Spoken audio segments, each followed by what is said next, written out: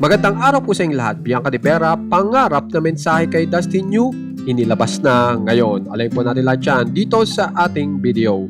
Bali ito nga pong si Bianca de Vera at Dustin Yu ay katatapos lang po ng kanilang concert na Love Actually. At talaga nga pong napakarami nga pong kinilig at talagang pinasaya ni na Dustin Yu at Bianca de Vera sa naturang concert. Pero meron po si Bianca de Vera na bagong inilabas na mensahe kung saan ay sinasabi niya na last night was more than just a show. It was a dream we got to live with all of you. From Sana One Day to standing on that stage and seeing all of you in front of us. Grabe, what a blessing. At ito naman po yung mensahe niya kay Dustin Yu kung saan ay talagang napaka-sweet po.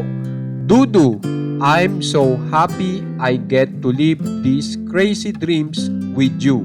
Ang dami pa nating pangarap pero ang layo na rin pala ng narating natin. So proud of you and of us.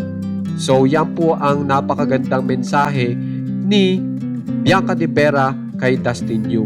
Kaya naman guys, kung gusto niyo pong ma-update sa nangyayari po sa Dasbia, subscribe na po kayo sa ating channel na One Katawa. Maraming salamat po.